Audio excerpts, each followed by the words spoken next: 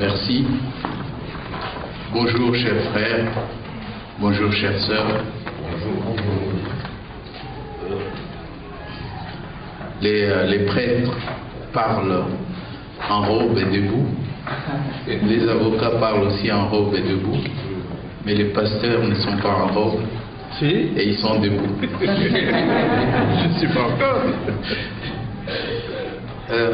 Moi, je voudrais bien être encore quelque temps naïf, peut-être, après ce qu'a dit M. l'abbé Mbelou. Moi, je veux bien encore penser qu'il est permis de rêver et de penser que l'esprit de la Charte des Nations Unies était quand même fondé sur des bonnes intentions. En fait, je voudrais ici rappeler qu'à la création des Nations Unies, les États membres s'étaient engagés à préserver les générations futures du fléau de guerre qui avait infligé d'indicibles souffrances à l'humanité. Et ils se sont engagés à créer des conditions nécessaires au maintien de la justice et au respect des obligations nées des traités et des sources du droit international, et de favoriser le progrès social en instaurant des meilleures conditions de vie dans une liberté plus grande. Moi, je trouve que ce principe est un principe qui fait rêver et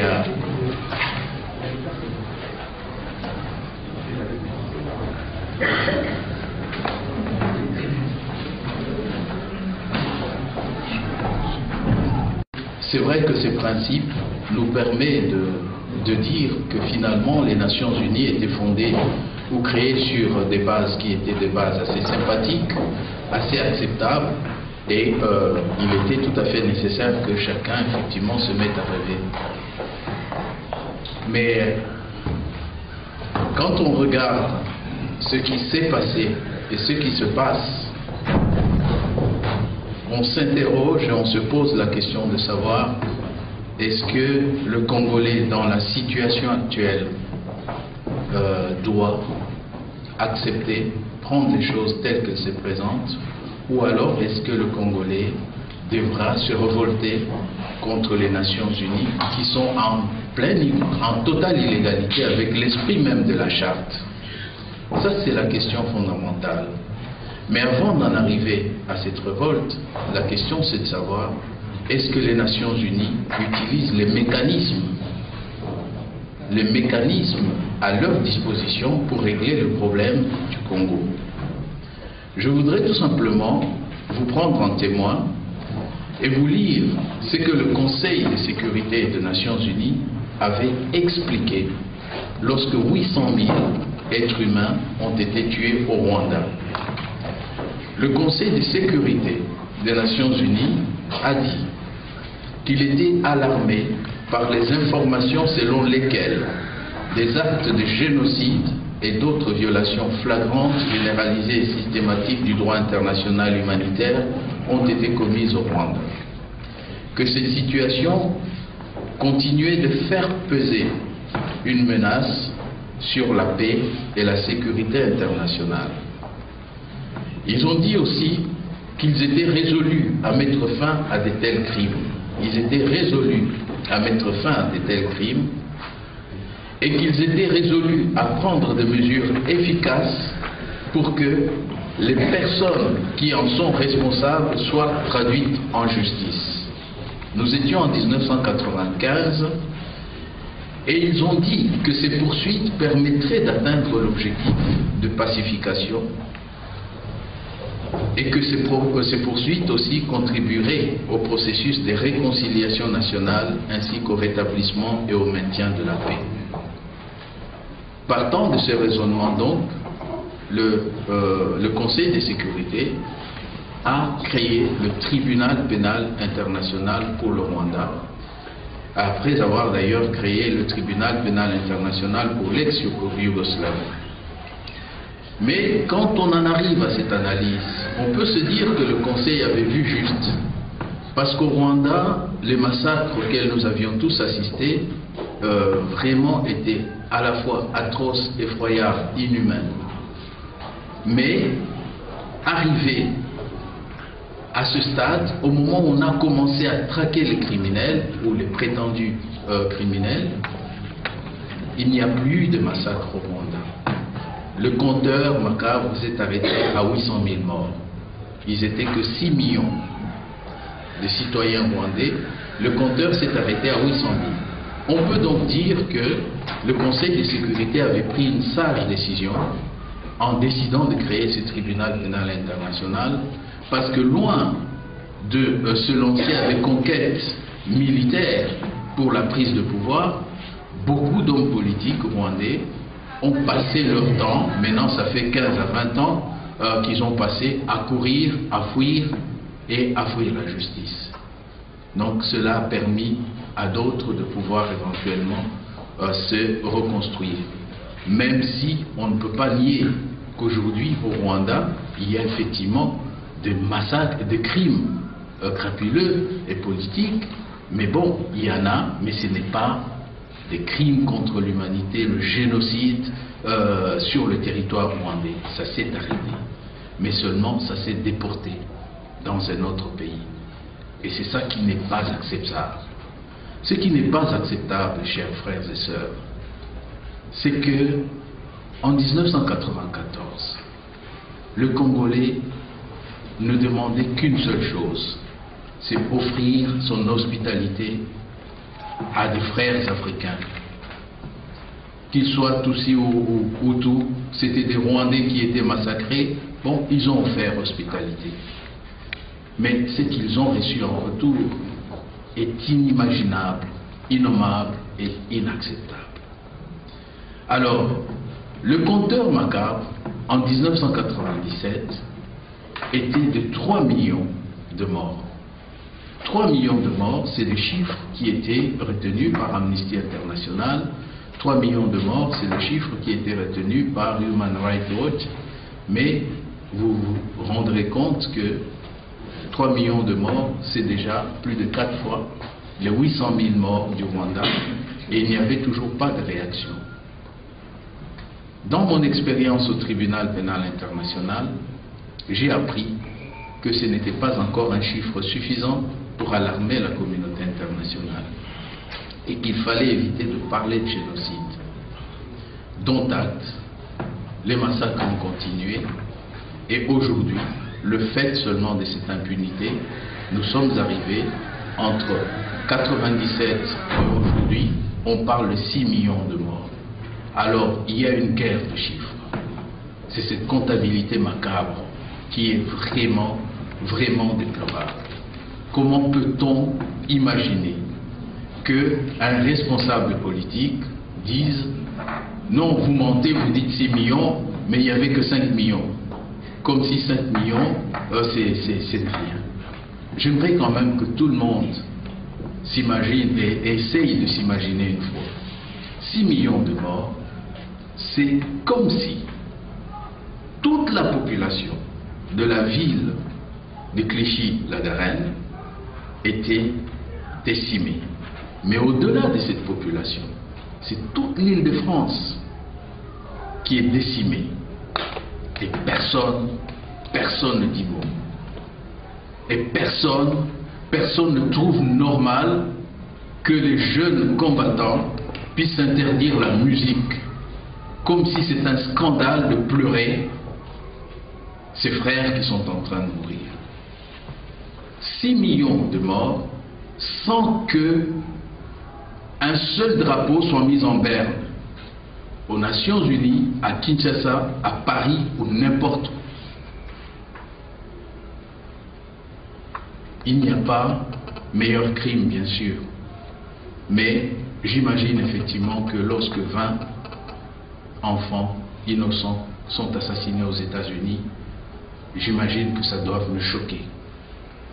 Mais je ne comprends pas que ça ne puisse pas choquer lorsque 6 millions de Congolais sont exécutés et massacrés comme des imbéciles. Il y a les humanitaires qui font du marketing, qui se prennent très au sérieux, qui en fait brillent par le dirigisme, En fait, ils vont imposer aux ONG, qu'on appelle la société civile locale, leurs idées, en disant « réfléchissez comme ça, on vous finance. Vous ne réfléchissez pas comme nous, on ne vous finance pas. » Mais seulement,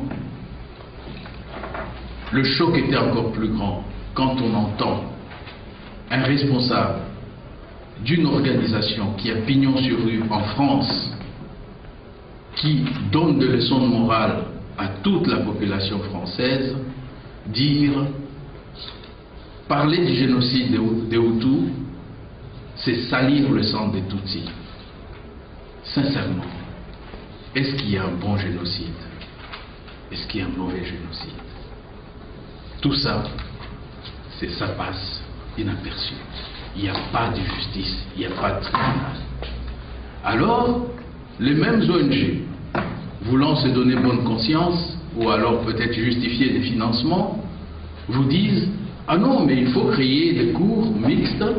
Ces cours mixtes, bon, M. Kabila, arrangez-vous, organisez-vous, mettez-vous d'accord avec nous. » Et là, toujours en restant justement dans la ligne et la logique de ce qu'a développé la Bembelou, bon, organisez-vous, créez une justice. Nous allons vous donner un peu d'argent et quelques magistrats blancs. Surtout pas noirs, de toute façon, même s'il est français, s'il est noir, on va penser que c'est un Congolais. Mais on va vous donner des magistrats blancs.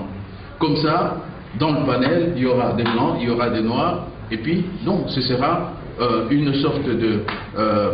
il y aura l'illusion d'une justice internationale. Moi, je dis non.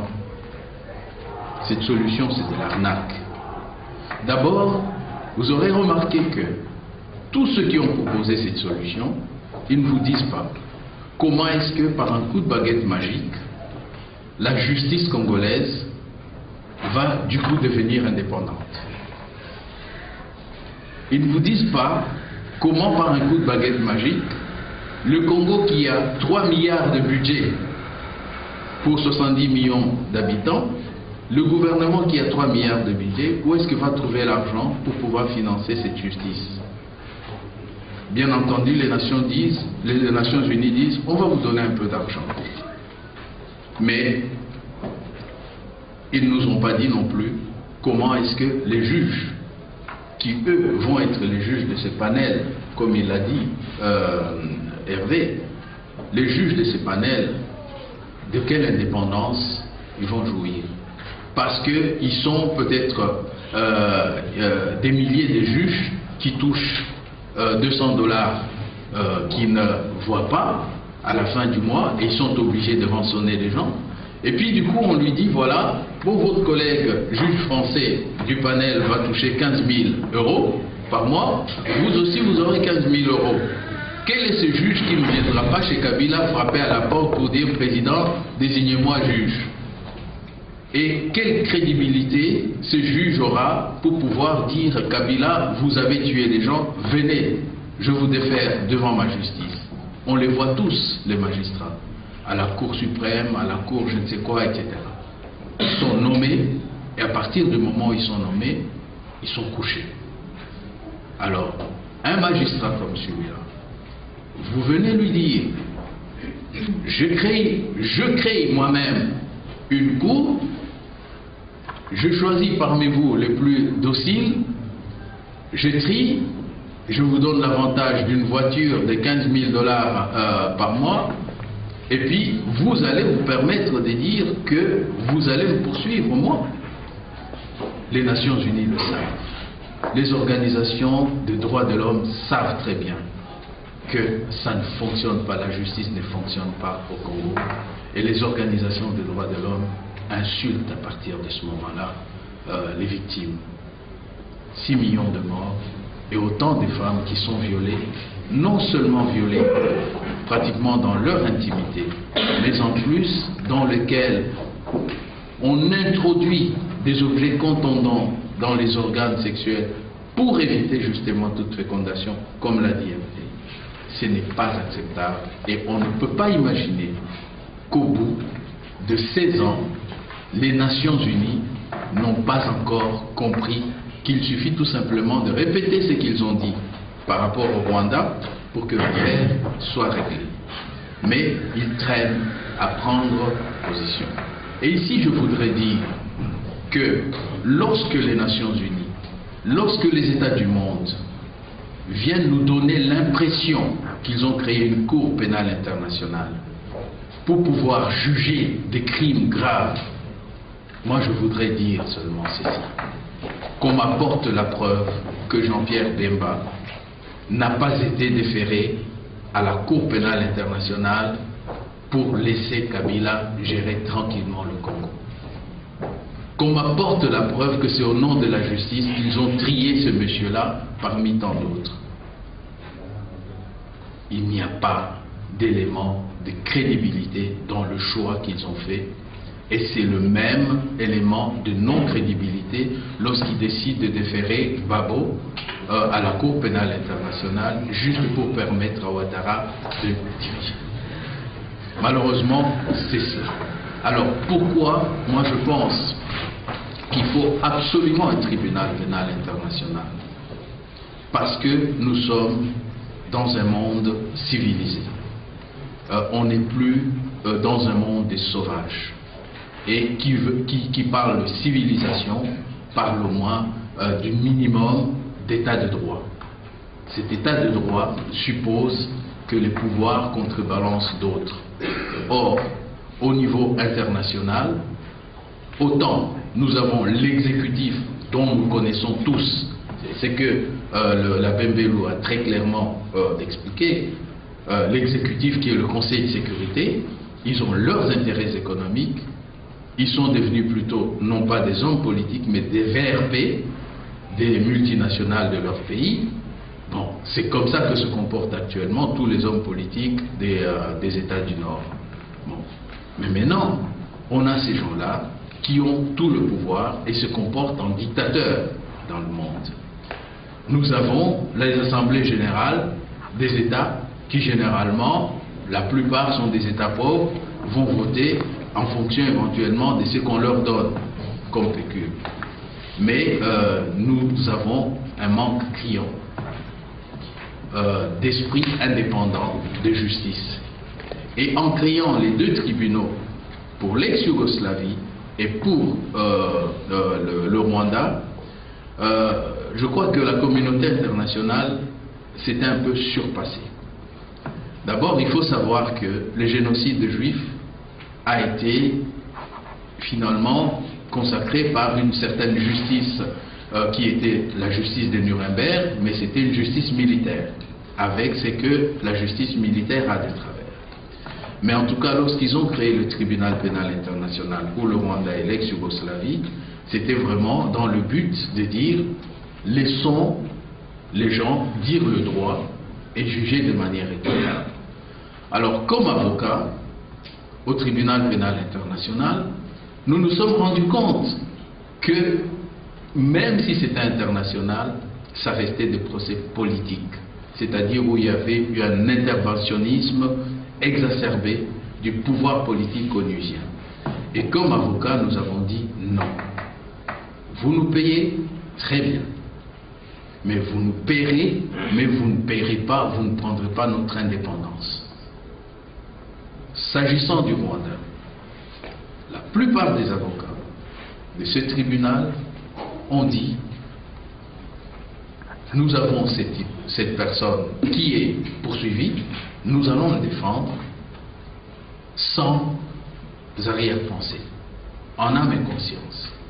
Mais seulement lorsque les Nations Unies ont commis des erreurs, c'est le cas de ce que la Bembelou est en train de dire ici, il faut que le monde sache que ce sont les Nations Unies qui avaient fermé la deuxième piste d'atterrissage d'avions au Rwanda.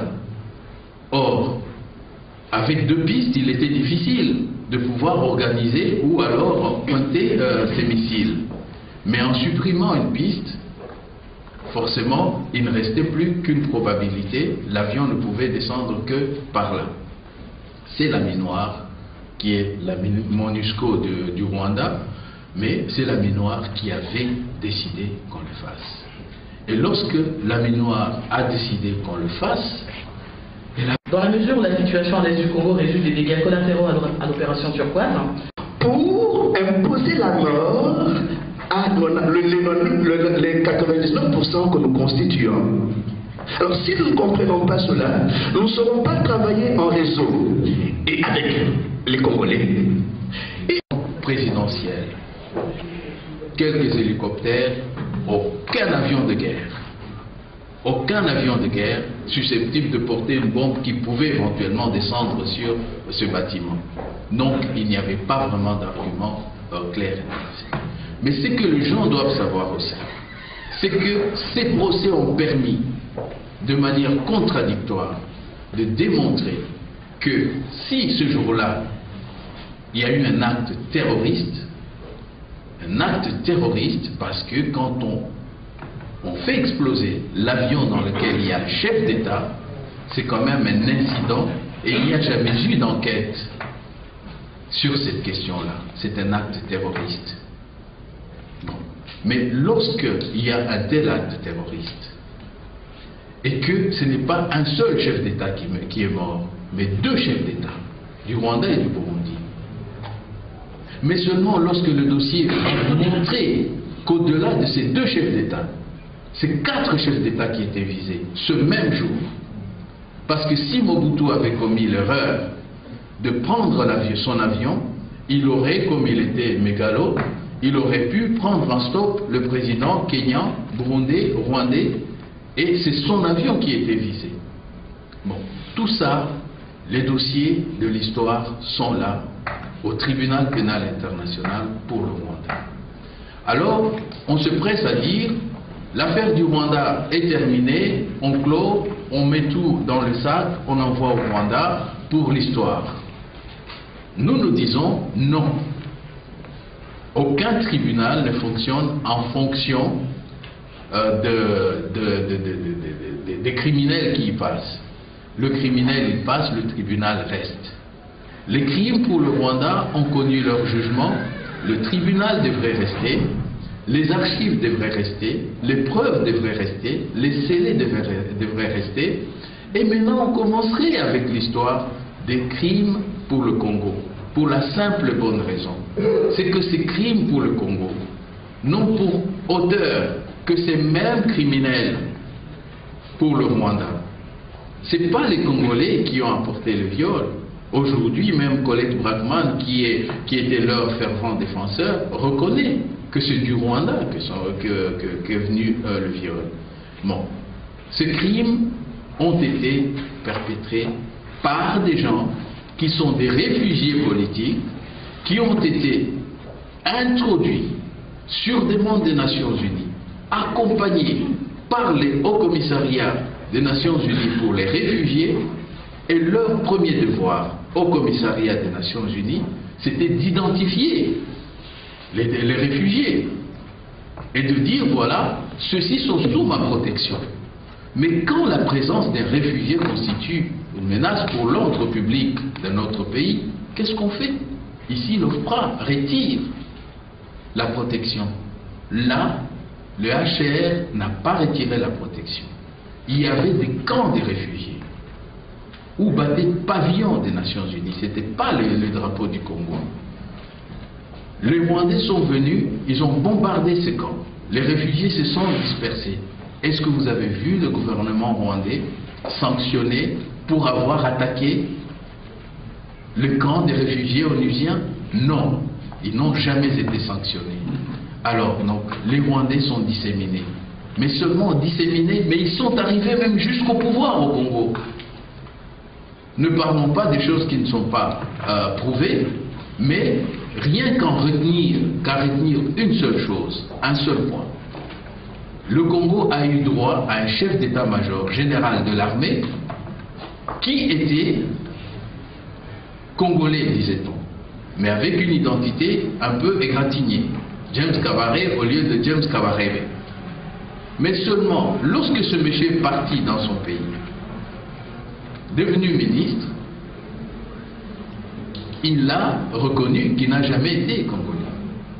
Mais pendant que les Congolais disaient on n'accepte pas ces faits accomplis, les ONG, la presse, les hommes politiques ont commencé à faire la guerre aux Congolais en les traitant des racistes, des xénophobes, et à la rigueur, on aurait considéré effectivement que le Congolais, pour contester James Kabarebe, il est devenu criminel contre l'humanité. C'est le seul pays où, quand on veut réglementer l'immigration, on est poursuivi pour crime contre l'humanité ou pour racisme.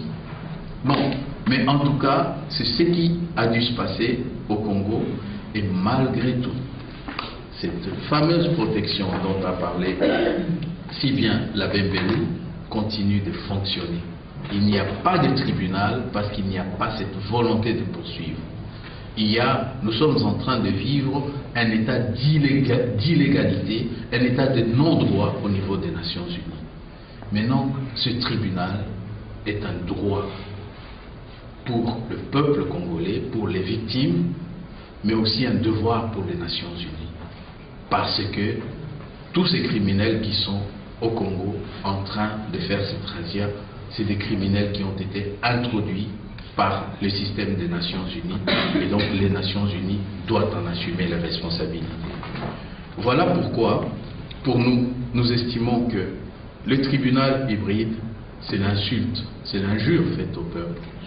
Mais le tribunal pénal international, si la femme bosniaque et la femme rwandaise a eu droit à ce tribunal qui a permis effectivement de condamner pour génocide les gens qui l'ont violé, pourquoi cela ne serait pas le cas pour le Congo?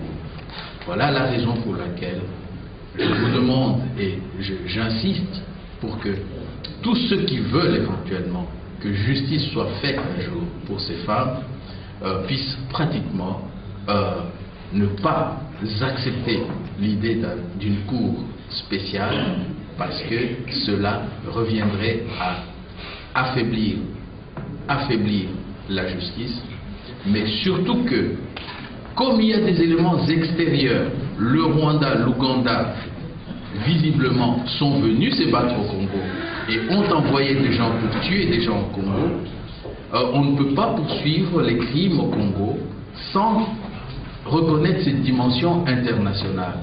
Or, si on accepte la cour hybride, qui est une cour qui fait partie du système judiciaire congolais, on ne peut pas imaginer un seul instant que cette cour puisse envoyer un mandat d'amener contre Kagame ou contre James Kabarebe et que l'on accepte. Ces gens-là n'accepteront jamais de comparaître devant une juridiction congolaise. Il faut donc une juridiction internationale qui a la force publique internationale et où les Nations Unies doivent effectivement envoyer leurs forces. Alors on vous dira, il n'y a pas d'argent. 2 minutes s'il vous plaît, maître. J'ai fini. On vous dira, il n'y a pas d'argent. Moi je dirais, il y a beaucoup d'argent. La MONUSCO dépense énormément d'argent pour rien, parce qu'ils sont aussi en train de violer les filles, et ils n'empêchent pas la commission des crimes. Donc l'argent et le budget qui est dévolu à la MONUSCO pourrait être éventuellement reversé pour le fonctionnement d'un tribunal pénal international. C'est ça, j'ai dit. Je vous remercie.